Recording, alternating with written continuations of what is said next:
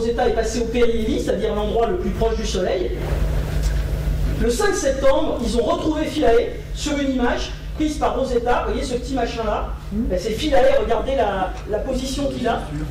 Il était au pied de la falaise, là, quasiment à l'ombre, et il était comme ça. Donc c'est pas du tout ce qui était prévu comme position pour faire notamment la photo panoramique du coin, ce qui explique qu'on n'a pas eu les images souhaitées. Mais cette mission a quand même été... Et en plus, Rosetta a suivi la comète tout au long, jusqu'au passage au plus près du Soleil. Donc il y a eu énormément de données qui ont été récupérées. Et il était temps qu'il retrouve Philae, puisque le 30 septembre, la mission a été terminée. Voilà, bon, je ne vais pas parler des planètes naines, Pluton, tant pis pour lui. Bon, vous avez tous vu des images de Pluton. Bon, non, excusez-moi, je vais quand même dire que Pluton, la sonde New Horizon qui a volé, donc est passée le 14 juillet, je ne vais pas en hommage à la France, mais le 14 juillet 2015, la meilleure image qu'on avait de Pluton avant cette mission-là, c'était ça. C'était une image du Space Telescope Hubble.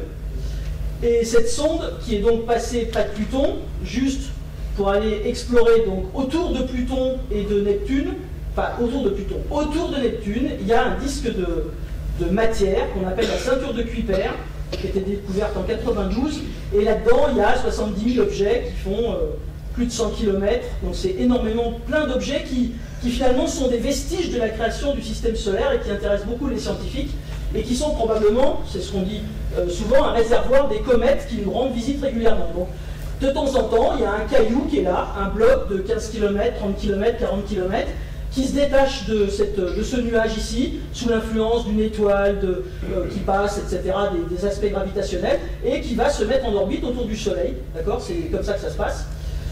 Et donc, on pense que c'est un réservoir de comètes, et donc, on pense que c'est de la matière qui est très très proche de la matière qui a été fabriquée au début de la création du système solaire. Et donc, la sonde New Horizon elle avait comme mission de surveiller Pluton, et elle a comme mission aujourd'hui d'aller surveiller un des petits objets qui sont là-dedans, qu'elle a visé là. Donc ça, c'est aussi complètement de l'actualité.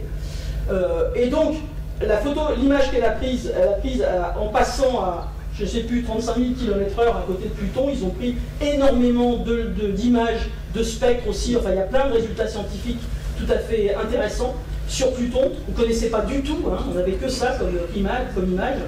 Et là, on a des images assez détaillées. On a des montagnes d'azote solide. Enfin bref, c'est des falaises d'azote. C'est assez fascinant avec un relief tourmenté. Donc là, il y a encore un monde à découvrir avec Pluton, qui est donc le chef des planètes naines, puisque c'est plus une planète. Et juste pour finir, les confins du système solaire, ben on arrive au bout ici de ce qu'on appelle le système solaire, avec quelque chose qui est beaucoup plus loin, puisque là on était à la trentaine, quarantaine, cinquantaine d'unités astronomiques. On considère que très très loin, il y a un nuage sphérique qui entoure le système solaire. Ça, c'est pour le moment une hypothèse qu'il va falloir vérifier. À 50 000 unités astronomiques du Soleil, ça fait 9 mois-lumière. Et ça serait la vraie limite du système solaire. C'est-à-dire un endroit où un objet qui est là, il se dit, est-ce que je vais tourner plutôt autour de cette étoile ou autour de celle-là? Parce que finalement, il n'est pas très accroché gravitationnellement, il est tellement loin du Soleil. Bon, il peut se laisser tenter par la planète, par l'étoile d'à côté. Ça, c'est la limite un peu entre la zone d'influence gravitationnelle du Soleil et la zone d'influence de l'autre étoile. La plus proche étoile, elle est à 4 années-lumière. Donc on peut très bien avoir des objets qui, c'est ce que j'avais l'habitude c'est ce que j'ai l'habitude de dire, on peut très bien avoir des objets, par exemple celui-là, là, qui prend cette orbite-là et qui repart, il passera qu'une fois près du Soleil. Il vient d'ailleurs, il peut très bien venir d'une autre étoile, et il peut très bien faire le tour du Soleil comme ça, et repartir, et qu'on ne le revoit jamais. Donc le voyage interplanétaire dont on rêve, le seul objet dont on pense qu'ils sont capables de les faire en ce moment, c'est les comètes. C'est les comètes qui peut-être échappent avec une... Il suffit qu'une comète, même qui revient, qui est périodique comme ça, elle rencontre Jupiter qui la dévie de sa trajectoire, et elle prend une trajectoire parabolique plutôt ou hyperbolique, plutôt qu'une ellipse, et hop, elle échappe, et elle va se retrouver, elle va aller se balader vers une autre étoile. Alors on disait ça tout le temps, sauf que c'est vraiment arrivé. Donc la plus proche étoile, c'est... Ah oui, j'ai fait un petit calcul pour les enfants, parce que comme on parle d'aller se balader sur les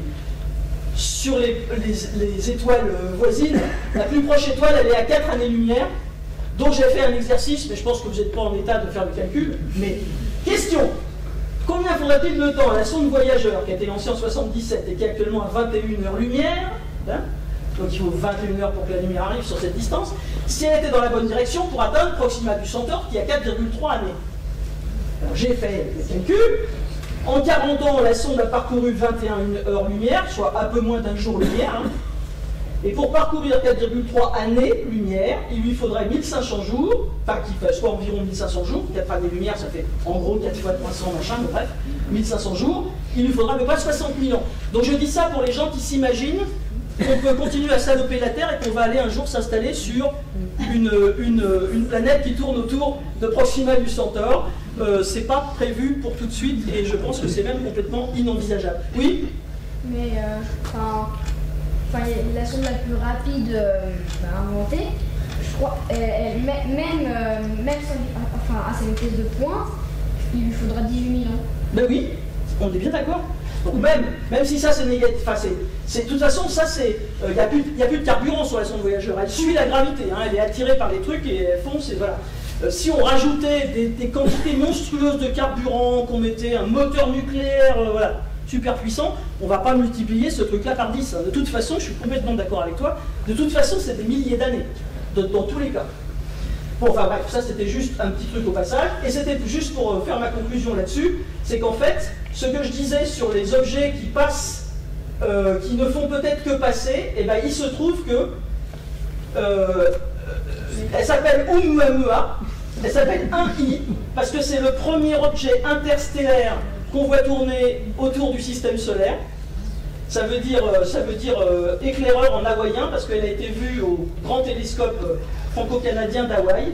C'est le premier objet qui a été détecté, ça date du 19 octobre 2017. C'est un objet qui fait 400 mètres et 40 mètres comme ça et 400 mètres de longueur. Et c'est le premier objet certifié comme provenant de l'extérieur du système solaire qu'on met en évidence et qui a donc fait cette orbite ici comme ça. Voilà, donc elle est venue du haut ici, elle a tourné autour du Soleil, cette petite roche, voilà, ce cigare de 400 mètres de long, et il est reparti et on ne le reverra plus jamais parce qu'à la vitesse à laquelle il va sortir de l'attraction du système solaire et il va aller tourner autour d'une autre étoile. Voilà, donc ce genre, ça c'est bien la limite. C'est bien la limite du système solaire et il y a effectivement des objets qui viennent tourner, qui viennent d'ailleurs. Je vous remercie de votre attention.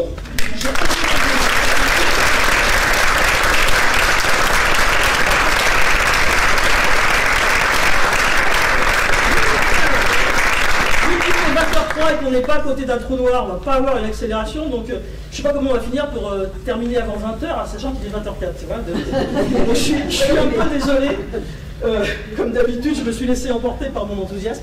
Bon, bah, ça va quand même, vous avez supporté. On va peut-être allumer juste la salle.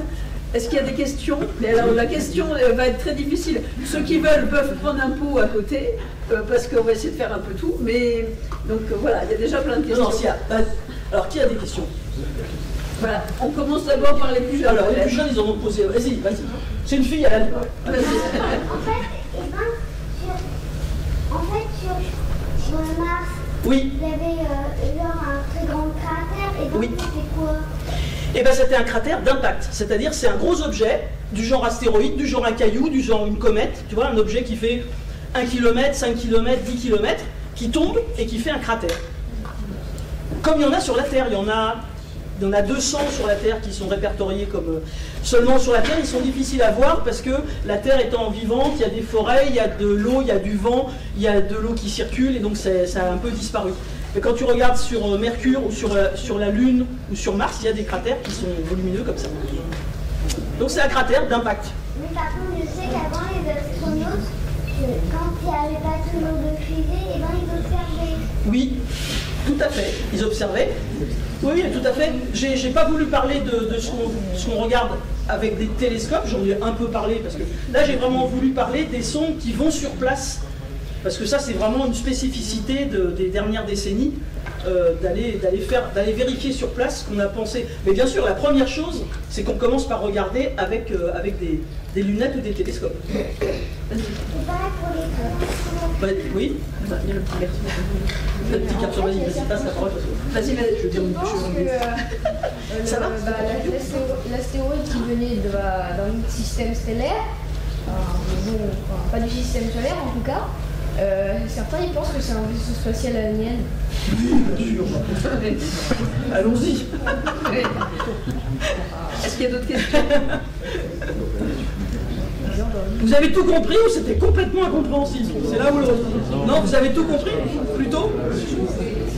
Bon. Moi, je suis vraiment étonnée d'avoir découvert là qu'il puisse y avoir du charbon sur une comète. Ah bah oui, ouais. Et il y en a partout. Vous savez qu'il y a 180 molécules qu'on a trouvées dans l'espace, alors pas seulement dans le système solaire, mais quand on regarde les nuages où naissent les étoiles, etc., il y a des molécules assez longues, hein.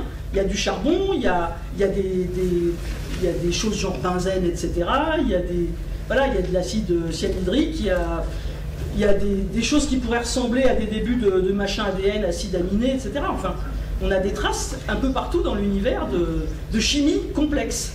Mais est-ce qu'il y a des molécules qu'on ne Oui, connaissait des molécules. pas? Non. Alors, qu'on ne connaissait pas, en tout cas que de toute façon, on est capable, enfin qu'il n'existe peut-être pas dans la vie de tous les jours, mais qu'on est capable de resynthétiser en laboratoire à des températures, etc. etc. Donc, on n'a rien, pour le moment, on ne peut pas dire, alors, est-ce qu'il y a un biais là-dedans, je ne sais pas, mais on a quand même l'impression, encore aujourd'hui, que la physique et la chimie qu'on développe dans les laboratoires, c'est les mêmes lois qui s'observent partout dans l'univers, aussi loin qu'on puisse aller. Donc, voilà. Donc, pour le moment, on n'a pas mis en défaut. Voilà. Ce qui fait que quand on cherche de la vie ailleurs, on a tendance, et certains disent, bah oui, vous êtes gentil, qu'est-ce qui nous prouve qu'il n'y a pas d'autres formes de vie? Ok. Sauf que les atomes les plus présents dans l'univers, c'est l'hydrogène, c'est le carbone, c'est l'oxygène.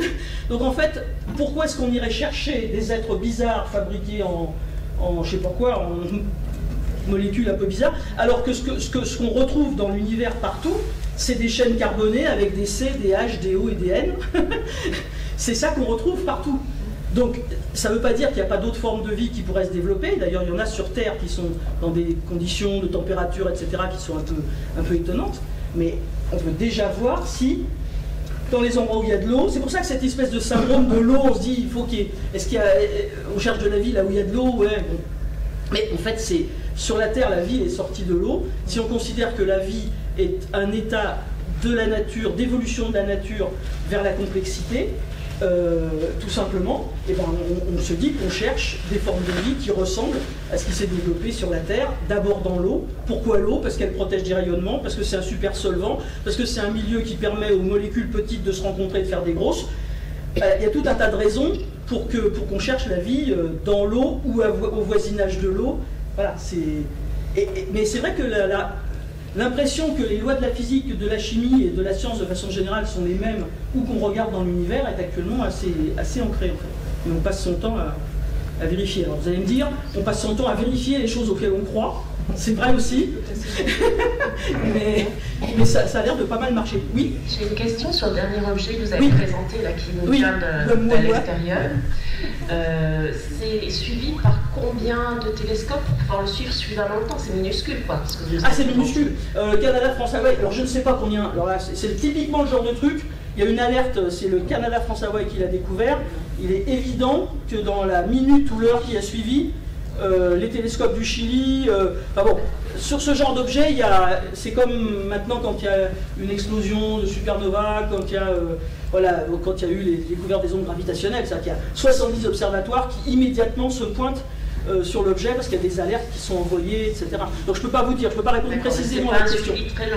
Non, c'est pas un suivi très long, mais par contre assez précis. Parce que ils ont vraiment, pour arriver à savoir en gros la forme qu'il a et faire des hypothèses, y compris, ils ont eu le temps de faire des spectres parce qu'ils disent que c'est un peu couleur rouille, etc. Donc on peut carrément déduire qu'il y a un peu de matériaux ferreux ou ferriques en surface. C'est qu'ils ont dû pouvoir l'observer suffisamment longtemps avec des spectros, mais bon, il faut voir le matériel qu'il y a dans les observatoires aujourd'hui. Technologiquement, c'est d'une précision diabolique. Donc, On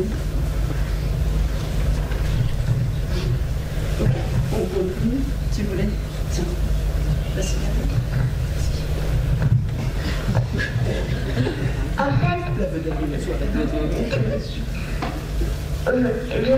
En fait, il y a plein de cailloux qui vont bombarder des planètes, mais en fait, je me demande pourquoi ils vont bombarder des planètes.